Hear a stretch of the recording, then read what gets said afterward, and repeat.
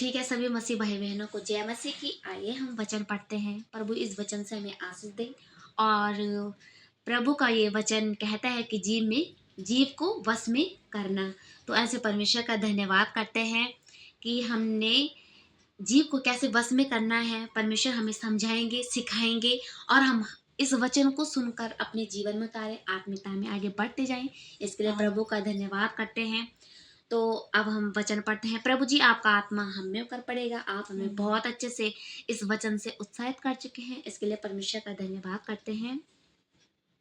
जीव को वश में करना। हे मेरे भाइयों, तुम में से बहुत उपदेशक ना बने, क्योंकि जानते हो कि हम उपदेशक और भी दोषी ठहरेंगे। हाँ, है ना। तो सच में सबसे पहले ऐसे प्रभु यीशु मसीह का धन्यवाद और पिता परमेश्वर का भी धन्यवाद यीशु मसीह के द्वारा। ऐसे परमेश्वर हम सभी को आशीष दे, बहुत आयत के जीवन में आगे बढ़ाए, हमें अनंत जीवन का अधिकारी बनाए। ऐसी मेरी चाहत है परमेश्वर पिता की, मैं शरीर के भाव से नहीं आत्मिक रीति से चलना चाहती हूँ। और प्रभु जी आप हमें चला भी चुके हैं यीशु मसीह के नाम से, इसके लिए भी धन्यवाद करती हूँ। परमेश्वर पिता आपका पवित्र रूह हमें ऐसे हम में होकर ऐसे पढ़ भी चुका है और इसके गहराई के भेदों को समझा भी चुका है ना, ताकि परमेश्वर पिता हम इन वचनों को ऐसे पढ़े, समझे और इनमें ऐसे आगे बढ़ते जाएं। मेरे पिता परमेश्वर, ऐसा प्रभु आप कर चुके हैं, इसके लिए धन्यवाद करते हैं। वचन है जीव को बस में करना ना। तो सचमुच में ऐसे मनुष्य के जो शरीर में है एक जीवी ऐसी चीज है जिसे मनुष्य ऐसे बस में नहीं कर सकता है, लेकिन परमेश्वर ने यहाँ पर हमें वो आज्ञा दी है ना कि क्या है, जीव को बस में करना ना। हे मेरे भाइयों, तुम में से बहुत उपदेशक न बने ना। यहाँ पर याकूब के द्वारा परमेश्वर हमें समझा रहे हैं कि हे मेरे भाइयों, तुम में से बहुत उपदेशक न बने ना। क्यों ना बने, वो आगे परमेश्वर समझा रहे हैं, क्योंकि जानते हो कि हम उपदेशक और भी दोषी ठहरेंगे। क्यों ठहरेंगे, आगे परमेश्वर हमें समझाते हैं। इसलिए कि हम सब बहुत बार चूक जाते हैं। हाँ, क्यों दोषी ठहरेंगे, इसलिए कि हम सब, एक के विषय में बात नहीं हो रही, यहाँ पर क्या है, हम सब बहुत बार चूक जाते हैं, है। चूकते किसमें, परमेश्वर के वचनों की चौकसी करने में चूकते हैं। इसलिए परमेश्वर ने बोला है कि अगर तुम उपदेशक बन रहे हो तो हमें चूक नहीं करनी है ना। और वैसे परमेश्वर ने सीधा बोला है कि बहुत से उपदेशक न बने ना।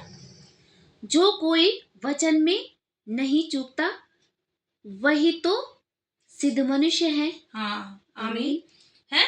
क्योंकि जो कोई वचन में नहीं चूकता वही तो सिद्ध मनुष्य है। सचमुच में प्रभु जी हमें आप ऐसा बना चुके हैं कि हम किसी भी चीज में ऐसे चूक ना करें ना। हमसे ऐसे परमेश्वर पिता जाने अनजाने में भी कोई गलती ना होने पाए। प्रभु जी आप अपनी आत्मा से इस रीति से हमें चला चुके हैं ना। और सारी देह पर भी लगाम लगा सकता है। और सारी देह पर भी लगाम लगा सकता है। जो वचन में नहीं चूकता है वही तो सिद्ध मनुष्य है और सारी देह पर लगाम लगा सकता है। जो वचन में नहीं चूकता है वो सारी देह पर भी लगाम लगा सकता है। ऐसे परमेश्वर यहाँ पर बता रहे हैं याकूब के द्वारा ना। और जब हम अपने वश में करने के लिए घोड़ों के मुंहों में लगाम लगाते हैं तो हम उनकी सारी देह को भी घुमा सकते हैं, है ना। यहाँ पर क्या है, जब हम अपने वश में करने के लिए घोड़ों के मुंह में लगाम लगाते हैं ना। सचमुच में देख सकते हैं हम कि घोड़ों को मुंह में हमने क्या लगाया होता है, लगाम। की भाई हम इस घोड़े पे बैठेंगे तो ये हमें कहीं गिरा ना दे ना। तो उसके लिए क्या करते हैं, हम लगाम लगाते हैं और हमारे हाथ में होता है उसकी वो लगाम, और जहां हम चाहते हैं वहां उस घोड़े को घुमा लेते हैं ना, लगाम लगाते हैं। तो देखो जहाज भी यद्यपि, तो हम अपनी सारी देह को, उनकी सारी देह को घुमा सकते हैं, है ना, घुमाते हैं। देखो जहाज भी यद्यपि ऐसे बड़े होते हैं। हाँ, देखो जहाज भी यद्यपि ऐसे बड़े होते हैं और प्रचंड वायु से चलाए जाते हैं। हाँ, ऐसे बड़े होते हैं जहाज और प्रचंड वायु से चलाए जाते हैं। तो अभी क्या? तो भी एक छोटी सी पतवार के द्वारा मांझी की इच्छा के अनुसार घुमाए जाते हैं, है ना? तो क्या है, एक क्या है, यद्यपि जहाज ऐसे बड़े होते हैं और प्रचंड वायु से चलाए जाते हैं, तो भी एक छोटी सी पतवार के द्वारा मांझी की इच्छा से क्या होता है, मांझी की इच्छा के अनुसार घुमाया जाता है वो जहाज। जो जहाज को चलाने वाला, बोले तो पायलट, जो उसमें बैठा होता है, उसकी इच्छा के अनुसार जो वो चाहेगा वहां घुमा लेगा उसे, है ना? वैसे ही जीव भी एक छोटा सा अंग है। हाँ, जैसे वो पतवार मांझी के द्वारा उसकी इच्छा के अनुसार चलाई जाती है, वैसे ही जीव भी क्या है, एक छोटा सा अंग है। और वह बड़ी बड़ी डेंगे मारती है। हाँ, जीव तो छोटी है, परंतु डेंगे क्या करती है, बड़ी बड़ी मारती है ना। देखो थोड़ी सी आग से कितने बड़े वन में आग लग जाती है। हाँ, देखो थोड़ी सी आग से कितने बड़े वन में आग लग जाती है। मतलब माचिस की तीली कितनी छोटी होती है, एक जगह लगाना है उसे, ऐसा तो नहीं है कि पूरा जंगल में लगाना पड़ा है ना, पर क्या होता है, एक ही जगह लगाना पड़ता है उसे, और क्या है, बहुत आग लग जाती है ना। जीव भी एक छोटा सा जीव भी एक आग है। हाँ, जीव हमारे अंगों में अधर्म का एक लोक है। हाँ, जीव भी एक अंग है। मनुष्य के शरीर में जीव भी क्या है, एक अंग। जीव हमारे अंगों में अधर्म का एक लोक है। जीव भी एक आग है। जीव भी एक आग है। जीव हमारे अंगों में अधर्म का एक क्या है, लोक। अधर्म का लोक, मनुष्य के पूरे शरीर में अधर्म करने वाला क्या है, सिर्फ ये जीव है, ठीक है।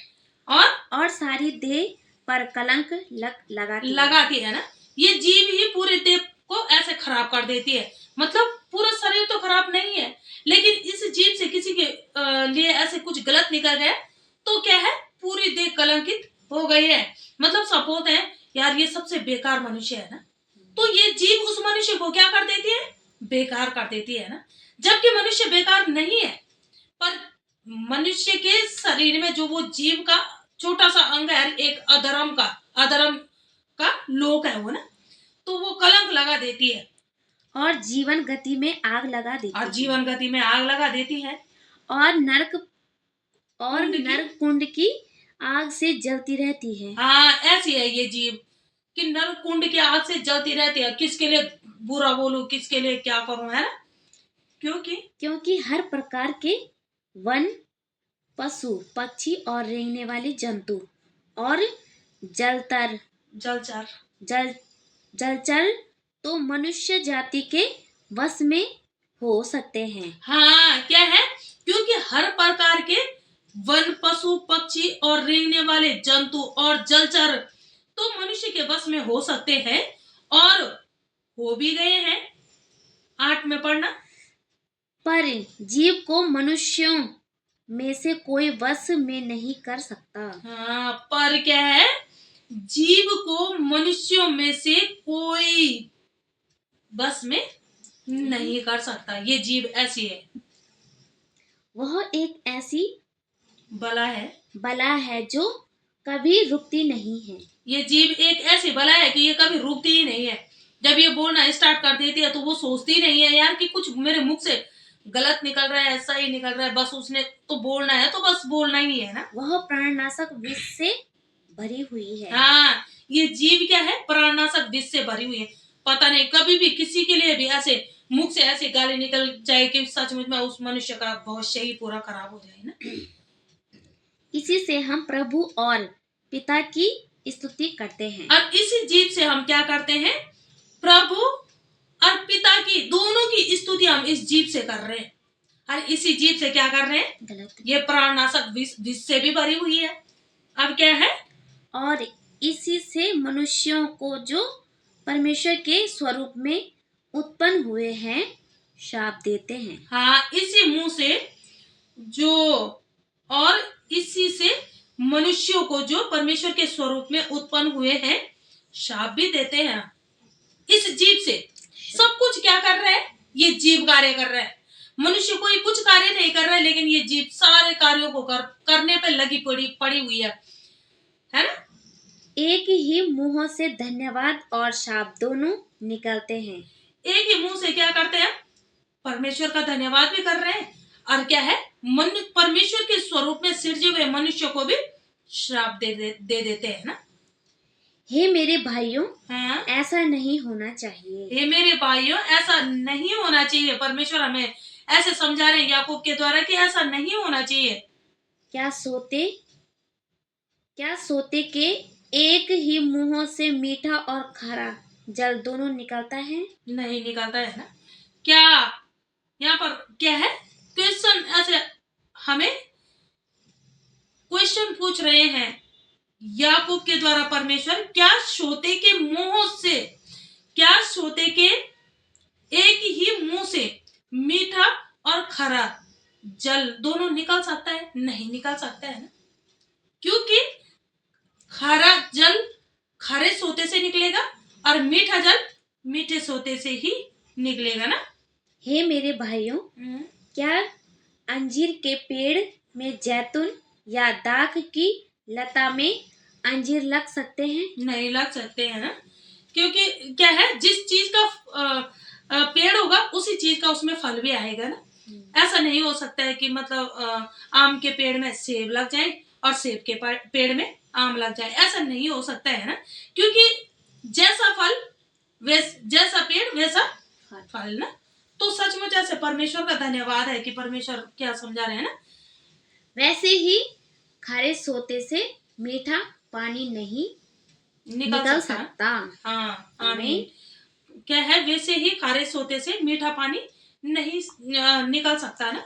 अगर मीठा पानी चाहिए तो मीठे सोते के पास जाना होगा, और अगर खारा पानी चाहिए तो खारा जो सोता होता है उसी के पास जाना होगा ना। तो ऐसे परमेश्वर का धन्यवाद है कि बोलने का मतलब है कि हमारे मुख से या तो परमेश्वर की स्तुति निकले, मीठी बातें निकले, या फिर खरी बातें, मतलब खरी खोटी बातें है ना। तो सचमुच में ऐसे परमेश्वर का धन्यवाद है कि परमेश्वर हमें अपने इन वचनों से कुछ समझाना सिखाना चाहते हैं। पर मनुष्य क्या कर रहा है? उसे हर एक बात को सुनकर उसे जब तक अपने जीवन में नहीं उतारेगा तब तक परमेश्वर के वचन ऐसे हम में कार्य नहीं कर सकते हैं ना।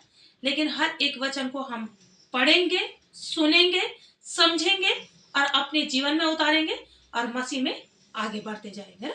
तो सचमुच ऐसे परमेश्वर का धन्यवाद है। प्रभु जी, आप इन वचनों से हमें आशीष कर चुके हैं यीशु के नाम से, और हमारे जीवनों में ऐसे प्रभु जी ऐसे इन वचनों के थ्रू ऐसे बहुत सारे कार्य आप कर चुके हैं प्रकट, इसके लिए भी धन्यवाद करते हैं। और परमेश्वर पिता, ऐसी मेरी चाहत है कि मेरे द्वारा आपका सुसमाचार ऐसे ईमानदारी, खराई, वफादारी और सच्चाई के साथ प्रचार हो, वो आप करवा चुके हैं। उसके लिए प्रभु जी ऐसे मुझे बुद्धि, समय, ज्ञान, ध्यान की आवश्यकता है, तो वो भी आप दे चुके हैं यीशु मसीह के नाम में। आप मूल हैं, आपके मूल का मजबूत, साफ, स्वच्छ, पवित्र वचन आपने हमें बनाया, और अपना पवित्र आत्मा, सामर्थ, अभिषेक और मसा से भरा बहुत से लोगों का जीवन बचाने के लिए, इसके लिए मैं धन्यवाद करती हूँ।